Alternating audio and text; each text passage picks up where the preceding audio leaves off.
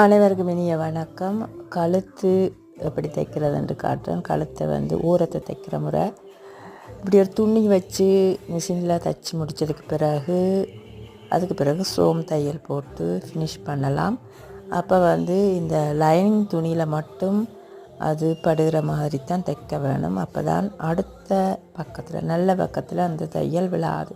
இப்போ பாருங்க, கீழ் அந்த லைனிங் துணியில் குத்தி மேலே எடுத்து அதை நான் தைக்கிறேன். இது பல விதமாக தைக்கலாம். கட்டு போட்டு தைக்கலாம். நான் கட்டு போடாமல் தான் தைக்கிறேன். அதுவே நீண்ட காலத்துக்கு உழைக்கக்கூடியதாக தான் இருக்குது.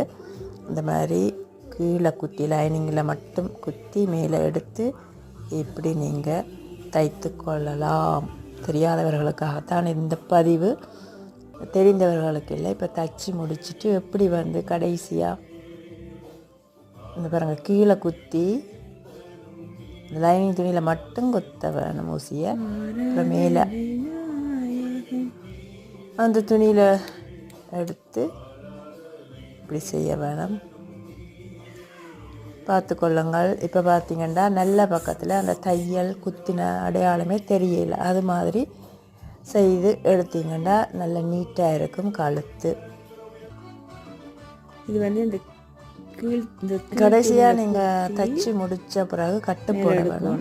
லைனிங் துணியில் மட்டும் கட்டு போடுறதுக்கு என்ன செய்யணும்னா அப்படி ஊசியில் குத்திட்டு இருக்கா அடையாளம் இப்படி தான் தைக்க வேணும்.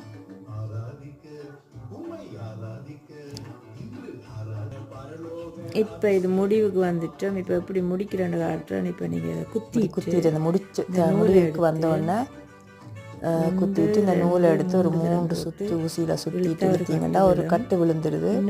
மீண்டும் ஒரு தடவை அதே மாதிரி குத்திட்டு ஊசியை சுற்றி நூலை 3 தடவை சுற்றிட்டு இழுத்தீங்கன்னா 2 கட்டு ஸ்ட்ராங்காக விழுந்துடும். அப்போ திருப்ப அது பிரியறதுக்கு சான்ஸே இல்லை.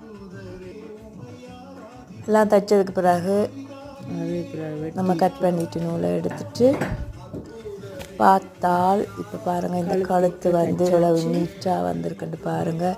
இது நீங்கள் சாரி ப்ளவுஸுக்கும் இதே பின்பற்றலாம், சுடிதாருக்கும் இதே பின்பற்றலாம். வேறு எந்த சட்டை வச்சாலும் கழுத்துக்கு இந்த முறையை நீங்கள் பின்பற்றினீங்கன்னு சொன்னால் கழுத்து நீட்டாக இருக்கும். தையல் தெரியாது, தைச்ச அடையாளமே இருக்காது. எப்படி இருக்குது? பிடிச்சா லைக் பண்ணுங்க, ஷேர் பண்ணுங்க, சப்ஸ்கிரைப் பண்ணுங்க. முக்கியமாக பெல் பட்டன் அழுத்தி கொள்ளுங்க. அப்போதான் நான் போடுற வீடியோஸ் உங்களுக்கு சேராமல் போட்டு. நன்றி, வணக்கம். கழுத்து தைச்சாச்சு.